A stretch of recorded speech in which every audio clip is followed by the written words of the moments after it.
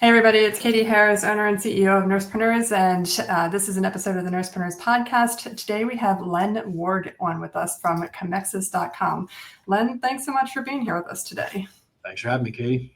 Yeah, absolutely. So, tell us a little bit about yourself so we get to know you, and then I want to find out what this Comexis is because it looks really interesting. So I am the managing partner of an agency known as Comexis. We've been in business, over 15 years. We're actually another iteration. We had a different name about 20 years ago. We morphed from basically an SEO agency all the way over to a full service agency, which pretty much handles everything, from a digital marketing from A to Z. But over the last few years, we've actually started morphing more into AI. It's something I've been playing around with on the back end of things for a while. I actually started out playing around with IBM Watson. And then as LLMs like ChatGPT really ramped up, I was able to dig in there. I started uncovering quite a few things you can do for marketing. And now we've morphed into a pretty much, AI agency where we pretty much run all the campaigns through AI. So when AI was first starting to come out, did you feel threatened by it or were you really excited about it? So when I started playing around with IBM Watson, which I think was the first iteration, at least that I discovered, I know there's a lot of other things that people looked at. I saw the power of it as I tried to play around with it a little bit, but I found it to be really clunky and way above my head. So I was like, I'm not really too worried about this. That's back in like 17, 18, something like that. Okay. But by the time ChatGPT rolled around and I started playing around with that and paying attention to podcasts, listening, investing in certain types of stocks that I knew, were fueled by AI, I at that point said, yeah, we have a bit of a problem on our hands. There's quite a few industries that are going to be rattled by AI to the point where I don't think enough people are talking about it. I think some people need to start talking about it a little bit more because it's what's coming is going to be a fairly large shift.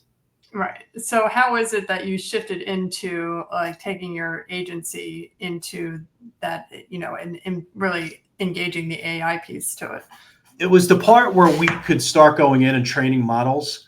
And we started, my team and I started kind of getting together and we started learning on how to train these things, like basically we learned how to take 20 years of our documentation, our processes, and we kind of put them in data rooms, lack of a better term, Dropbox, Google Drive. We started connecting them into the LLMs and we started talking to the data and we realized that the ability for it to scale, carry out the task, but, help us develop strategy. And we didn't need to scale, meaning we didn't need to add more people. So it kind of secured everybody where they are at their jobs. But what really got us was when it took everything we had and then put another layer on top.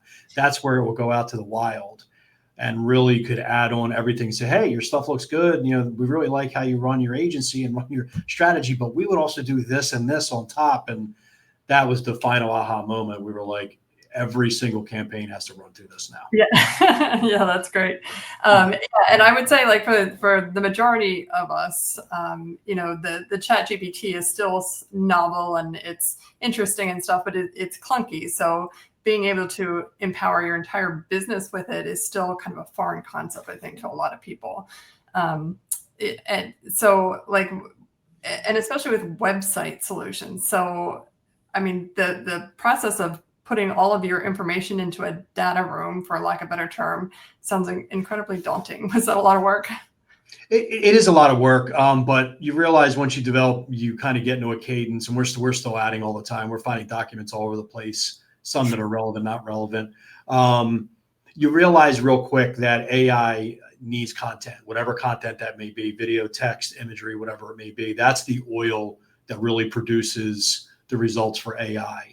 And that's when we do talk to companies and we consult. There's companies that just will bring us in and say, hey, just how do we get started? And the first thing we say is get all the documentation that you might not have digitized, meaning you have never put it online, you've never put it in Dropbox, let's say it's somewhere. Let's get it digitized. Let's put it in data rooms and let's have it organized by maybe client interactions, past customer receipts, marketing strategies, employees, whatever it may be. So as AI grows, as it gets stronger, it's going to be easy for you to plug into these data rooms because that's pretty much what we're going to be moving into, plugging into these data rooms. So you now have the ability to plug into the data rooms and kind of be off to the races. So that's kind of what I meant by adding that. Yeah. Okay. And so you guys do website design and development. Is that still largely by hand, or you've been using the AI with this? No, that's a good question. So we still have a development team. We still have a head designer that goes in and does create all the websites. Everything we build is on WordPress. We will work in some smaller fashions like Duda and things like that, and Wix if we need to, but it's all built that way. Now, while I'm not forecasting the death of websites, I don't think that's here, but when you go on and interact with AI chatbots, which is something that we have, that's the next layer or the next step to where websites are going to be. People are going to realize that websites, when you go to it, you're going to be interacting with a live AI chatbot that's going to have a conversation with you predicated on all the information it has. It's going to be able to pull up images. It's going to be able to pull up video. So the old school way of creating a website where you have like a site map and you kind of go in and you're like, okay, well, this is how I want the structure. I want this to be my homepage picture. In the next 18 months, you're going to start seeing websites that don't look anything like the websites you're seeing now. And we are beginning to straddle and move into that. And we're trying to have one of our first websites rolled off that if you were to look at it, it doesn't even look like a website. It literally looks like you just chat with something. So. Oh, wow. That's very, I'm very curious. Yeah, it's interesting. All right, cool. And so, with the AI chatbots, that's become one of those things that you absolutely have to have at this point. If you don't have a chatbot on your website, you're missing out. But what about I've seen some of the AI voice chatbots that are able to, like, if you call in and let's say you're calling a restaurant or something and you're trying to call in an order, it takes your order for you. Have you worked with those? We have not. I've interacted with them a little bit. I think that they're great. I have actually been called by AI stuff before, which is interesting, where I'm out on the phone with it for a minute.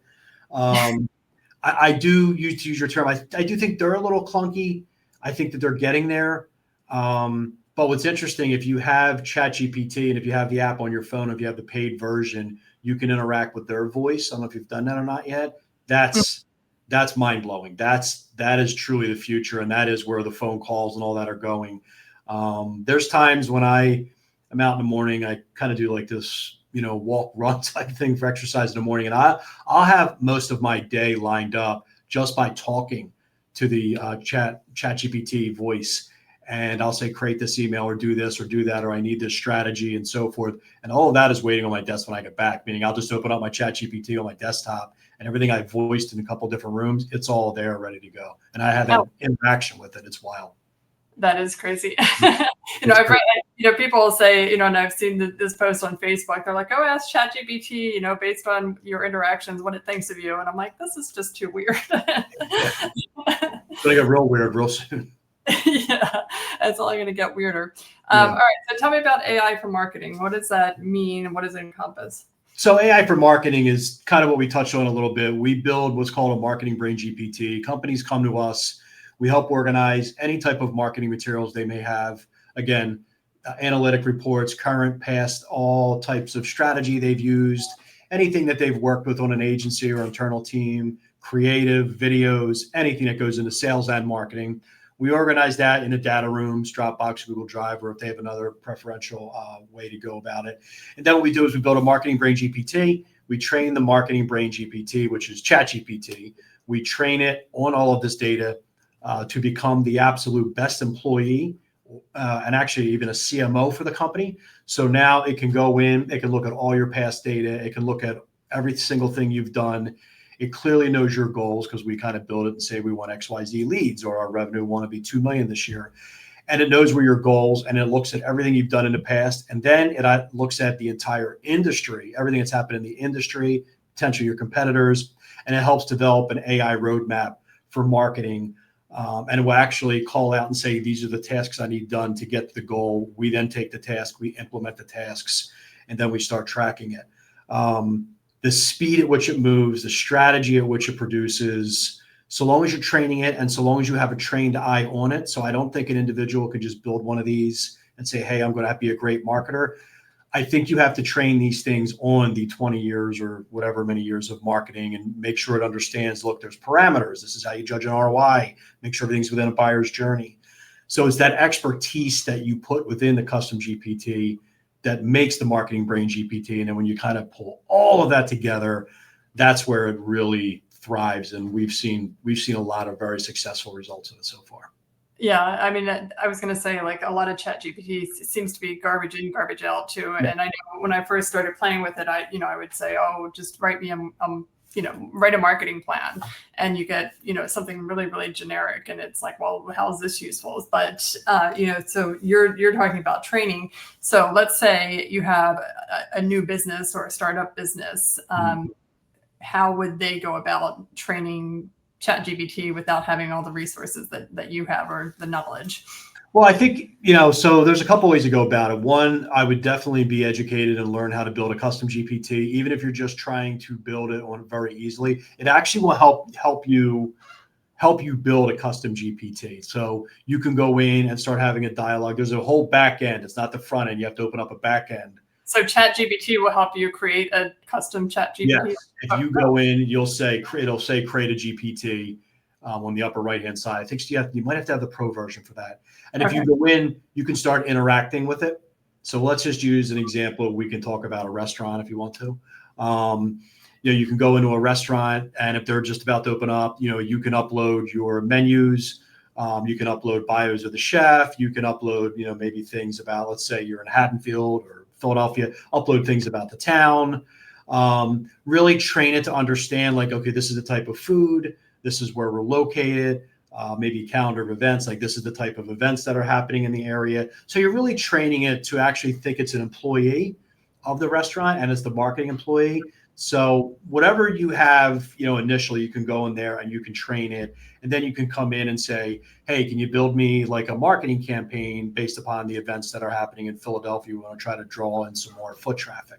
I'm being very topical because we could really get in the weeds, because even if you're doing that, this is where the marketing expertise kicks in.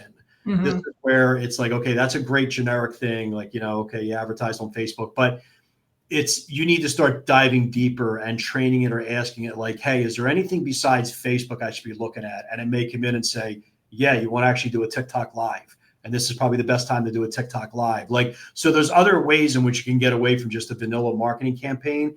You have to know the right prompts. And that does come back to, there has to be a level of expertise to really understand. So if that makes sense, I think it's one of those, you can do it, you can train it, and it will help you.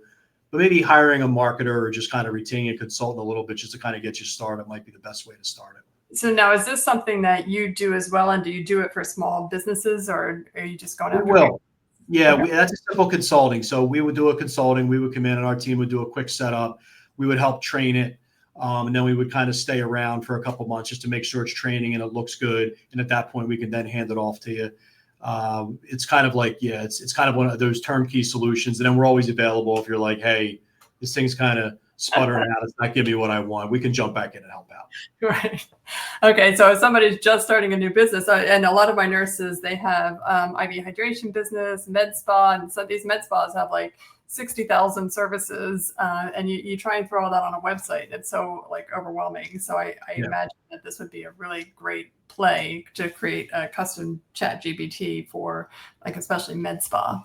Yeah, that's I have a friend of mine that actually owned an agency in that. That is a very, very competitive, but a great business to market. But this thing could really help out. Because I know a lot of the way you market those things is trying to generate a lead on Facebook or Instagram. And then like they put their information, you want a phone call right away to the person, you're trying to book them and so forth. I think when you have a marketing brain GPT, it's something that we can build. It would help fill in those gaps for you so you understand what you have to do. But yes, in a competitive industry, having something like AI is good. And here's why it's good.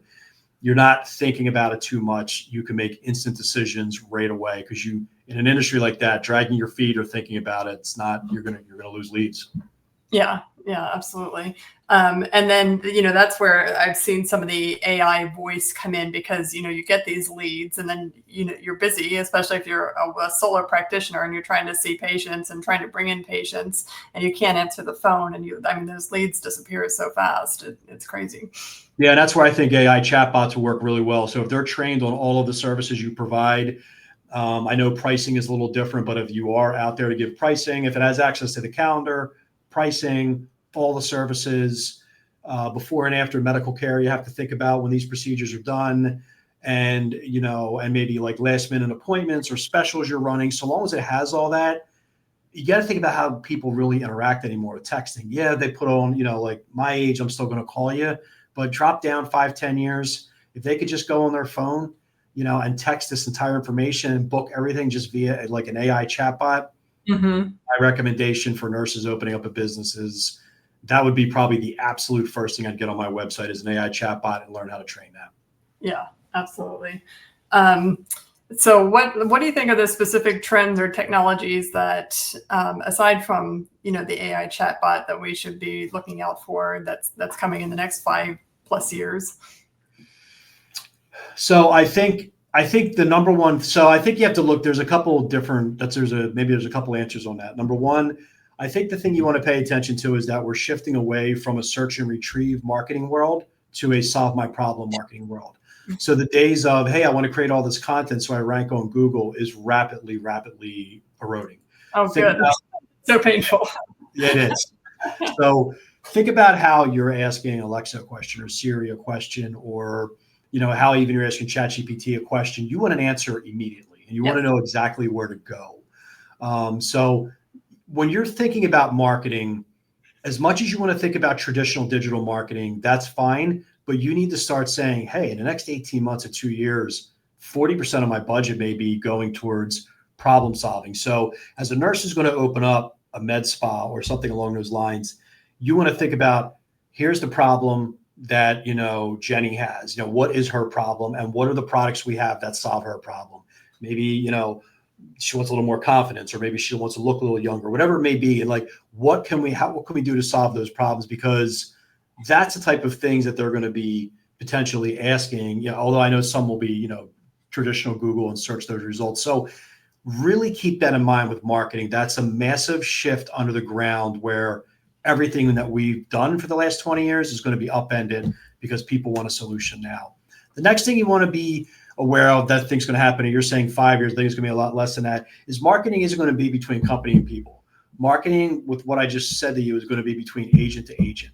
Your phone is going to be your AI agent. It's going to know everything about your life. It's going to know your credit cards. It's going to know how you like to pay for things. It's going to know where you have miles to pay for things. It's going to know the food you like, maybe the doctors you like, or the restaurants you like. And it is going to basically basically make these appointments for you or set these reservations for you. And it's going to contact a med spa, or it's going to contact a restaurant, and it's going to interact with their AI chatbot. And it's going to say, well, why should I come here? Well, we're actually running a special on Botox. If you do that, 10% off filler, whatever it may be. And it's going to negotiate. We're going to reach a point where we're going to trust our AI chatbot so much, like you trust your phone. You're going to, so much so that not only is it going to book the appointment for you because it knows you're available that day, it knows you like to have procedures done on Thursday to heal a little bit on Friday. It's also going to know the credit card. Oh, we're going to use this credit card because we have XYZ points we want to use on that procedure. Let's use those points. That's where we're moving. When I tell it to people, they're like, whoa. I'm like, I don't think you understand the shift that's happening, and it's all happening right now, and it's happening really, really fast. Yeah. You need to prepare for that. So hopefully that answered your question about coming technology. Yeah, no, you're blowing my mind. Crazy. And all this is out there. You can research it. You can find it. Right. No, I was going to say, I already feel like my website's outdated. Just talking to you. Yeah. I've spent a lot of time on content, and now I need to shift away. Well, I keep in mind, and people are saying, well, what I do about content, whatever you do, don't stop creating content. Okay. Keep creating content over and over, but just make your content more in the lines of what problem am I addressing and how can I solve it? Start moving into that mentality. Okay. That's good. I like that. All right. So, do you think that the other marketing agencies are anticipating this, or do you think a lot of them are going to be wiped out with this? A lot of them are going to be wiped out. I actually, Sam Altman has a famous line where he says 95% of everything that people pay marketers for is going to be replaced by AI, and I 100% agree with it. The other line that comes down the pike is, well, AI is going to, if AI is going to replace people who are not using AI. Let's be crystal clear. AI is going to replace people. It just is, especially in service-based businesses. I do believe agencies right now have an opportunity to start making a shift by understanding that the website you used to design is now going to look like an AI chatbot. Marketing people who were my entire life, I've been strategy, 20 plus years I've worked on digital strategy. I now realize that I have to run these things through AI because they're vastly smarter than me when it comes to that. So I think it's the agencies that adapt to that. And I think it's the agencies that say, hey, I don't need 150 people on the floor. 5 is there, 5 to 10 is all I need at best. Mm-hmm. They're the ones that are going to survive. The ones that are trying to push through this and not preparing people or their employees for the future, I think they're making a big mistake, because I can tell you right now, between myself and a couple agencies I know with AI, I don't think there's any question in my mind, even my little shop, I can compete with a 100-person shop tomorrow. I could run, and it's not trying to be a big shot. It's more what we've built with AI. I have no question that we could compete with a 100-person shop, like no problem. None. Right. And with ways lower margins too, or bigger margins or profit margins that you could, Yeah. Yeah. The thing that's going to stink is that while it's a little costly to be a consultant right now because of the demand and building the custom GPTs, that is a little pricey, although it's not that bad. I do believe overall marketing services, the upside, the pricing is going to come down a little bit. A lot of creative and a lot of things is going to be done for you, but you still need that artistic eye to drive the machine. Like, this is what I'm thinking, this is what I'm looking for, and then it's going to come back with a bunch of concepts. So there are people out there saying, well, it's going to eliminate artists and art directors. No, it's not. They're still going to be there. There'll be one opposed to 20 of them. Right, right. So when is this new type of website of yours going to come out? You mean the one like an AI chatbot? Yeah. I'm hoping sometime in 2025 would be great. Here's the biggest hindrance. We're trying to get it to be able to pull video and pull images. So when somebody asks a question, so if I'm at a med spa, can you tell me typically what my forehead will look like 2 days after a Botox procedure? And we'll be able to pull up an image or like a video. Can you kind of show me what a Botox procedure is? Like, being able to pull up the actual video of that happening. That's where we're trying to identify how to make that bridge. That's crazy, because that's like the best part. Like, I think Amazon does this amazing, right? When I want to buy something and then I, watch the video of how somebody's using it and stuff. And that's going to be really antiquated too. But if you could do that, like, because nobody knows what half the med spas or 3/4 of the med spa services are. You hear like IPL and Moxie and BBL and blah, blah, blah. And you have no idea what it is or why you're even going in for it or why you want it. So if they could pull up videos and see kind of, oh, wow, that's. Yeah, think about that. Like, they'll arrive at your website. They'll arrive at a nurse who's starting this website, and they're going to say, I would like to get Botox. And it'll like kind of come up and it'll say, okay, Botox, and I believe there's different types of variations of Botox, right? So, okay, these are the types of ones. These are before and after pictures. So, and then it's going to say, okay, well, how much does that cost? Payment plans, it's going to kind of go down. So think about, we're going to feel foolish how we clicked around a website, look for things, drop down, download, and even my website's like that right now, everybody's website. Right. We're going to look really like antiquated if you have that compared to somebody pulling up their phone and pulling all this stuff up, all right there visually in front of you. And it's that mind shift of solve my problem, get to my answer quick enough. No, I don't want to look at your banner. No, I don't want to look at your commercial video. Like, that's going by the wayside. And this, get me to my solution as fast as you possibly can. Here's my credit card. That's where we're headed. So I'm hoping to have something, visual by, sometimes in 2025. And I'm sure there is a billion other agencies doing what we're doing. Like, I'm sure somebody's going to roll this out, but we do believe that's the future of websites. Right. So it's part of the bottleneck, like getting the videos made, or is there stock videos for stuff like that? It's just whatever content they have, we're going to pull from the data room. So we have all that in the data room. So that's where I still think like videographers and excellent photographers and, things like that's still going to matter. Now, are there going to be AI generated AGI videos and AGI images of a procedure? Maybe somebody has a very offbeat question, like, I need Botox, but I'm dealing with XYZ. Will it make something on the fly and create it using a program called Runway? Yes. That will absolutely happen. So it could potentially create something as the individual is typing it and generate that response. That we are not far away from. That's around the corner. So that concerns me a little bit when you're thinking about all the, the absolute content we need out there. So that generated content, how it's going to look, how it's going to be, some of the early stuff is really good.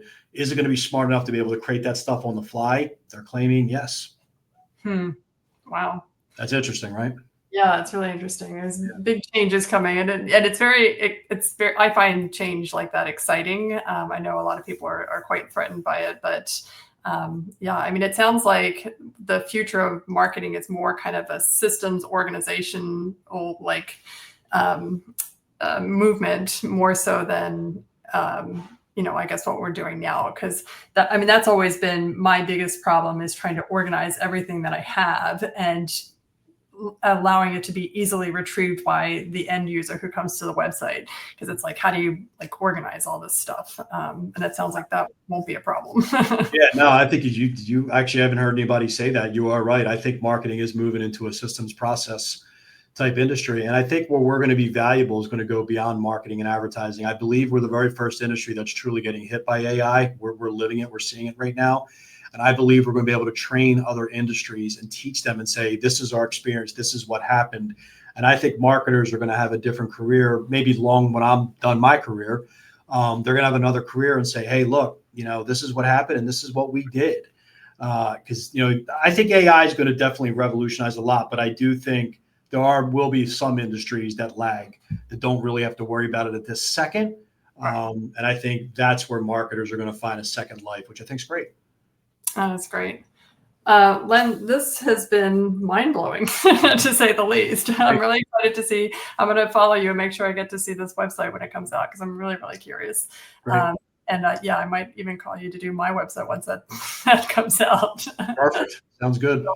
All right. Well, where can people find you if they're interested, they want to learn more, they want to see this website? They can just come to Comexis.com. Sometimes people have no idea where to start on AI. And what we like to do is let's just do a consultation. Our fees are not out of control, and we try to basically develop an AI roadmap for you. Sometimes it veers a little bit outside of marketing, which is fine. But at least you have a roadmap in front of you. You know what to do. Whether we implement it or not for you is up to you. But a lot of times the best way to start on AI is just get a consultation, get a lay of the land, get a roadmap, and then figure out where you want to go with that roadmap. I love it. Well, thank you so much. Okay. I appreciate you having me. Thank you.